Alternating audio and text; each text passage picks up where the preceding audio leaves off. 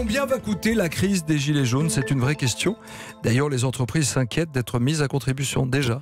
Oui, vous savez, le gouvernement a peur des gilets jaunes et les entreprises ont peur du gouvernement. Elles craignent de devoir passer à la caisse pour financer l'abandon de la taxe sur l'essence qui représente un trou de 4 milliards d'euros dans les caisses de l'État. Ce n'est pas tout. La baisse des taxes sur l'électricité ajoute encore un demi-milliard d'euros. Ces trous, il va falloir les combler. Et les entreprises sentent que les regards se tournent vers elles. Ça y est, le concours Lépine est lancé, me confiait hier soir un responsable patronal inquiet de ce qui peut sortir du chapeau de Bercy. Parmi les pistes, alors on peut citer le report possible de la baisse du taux de l'impôt sur les sociétés, qui est censé passer de 33 à 31% l'an prochain, ou encore un régime moins favorable de baisse de charges. Dans les deux cas, ces bricolages sont contestables, ils ne sont pas bons pour l'économie et pour l'emploi.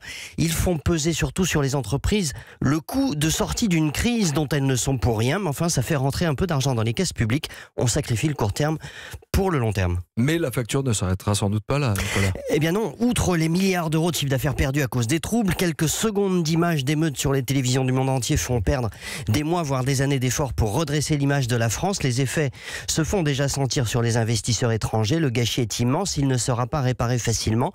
Alors en attendant, les partenaires sociaux, syndicats et patronats, tenus à l'écart du mouvement, ont une occasion de montrer qu'ils servent encore à quelque chose. Ils seront reçus aujourd'hui par la ministre du Travail, Muriel Pénicaud, pour parler pouvoir d'achat. C'est le patronat, il faut le noter, qui se montre le plus constructif. L'idée avancée par Bruno Le Maire d'une prime défiscalisée versée aux salariés a été bien accueillie. Xavier Bertrand avait plaidé pour cette prime ces derniers jours. Si ce type de mesure peut aider à sortir de l'impasse, il faut le voir comme un bon investissement.